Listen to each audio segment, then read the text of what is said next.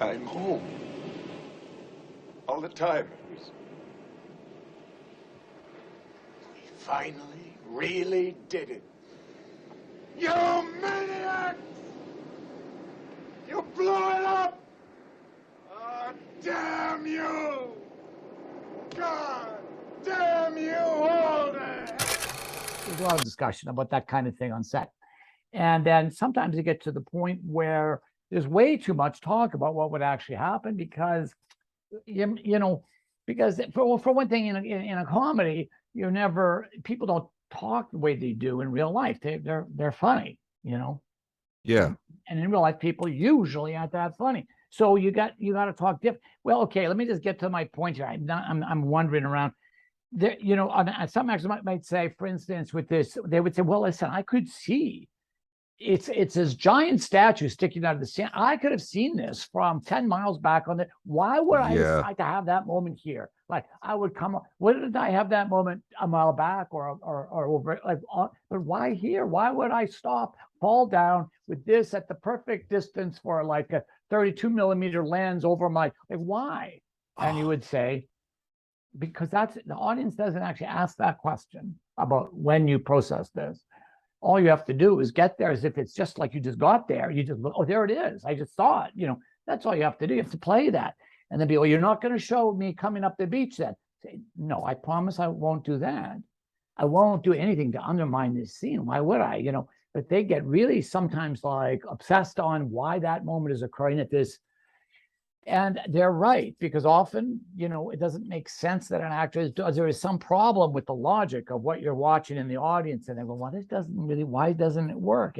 But I don't think this is one of those moments. And it's just, why am I going down this route? Because it's something that they may have discussed. That's why.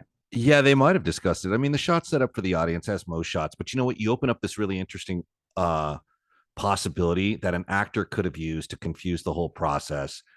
I don't know if Heston was this type of actor or not, but the idea of a slow approach where you can sort of see the actor's emotions unfold as he sort of like scampering towards it, pausing, looking, is it really what I think it is? Coming more towards it. Right. Well, sure. There's a couple of ways to play the scene. But it's not as effective. I don't think it's better for the actor, but it's not as effective, I don't think. No, you want the audience to look up to see what it is. Mm-hmm. And then to fall down on your knees and to experience this, and so the audience can experience it through you. That's really what you want to do. You want the audience to experience that moment through the actor. And the actor should be doing stuff quickly enough that the audience isn't doing it before them. And I think that's a big problem often, is that I think that some actors speak so slowly because they think it makes them sound more important, or it gives them more gravitas. When in fact, most of the stuff they're saying is not of that much importance. And I think that I think an audience can listen much quicker than most people can speak. They say that people can listen twice as fast as you can talk. Right. If that's the case, then the audience is ahead of the actor, and then you got a problem because the audience is like, that's a Statue of Liberty. Oh my God, they've had this moment. They've already fallen in the sand and said, oh my God, and then they see someone else do it. And that doesn't work either, right?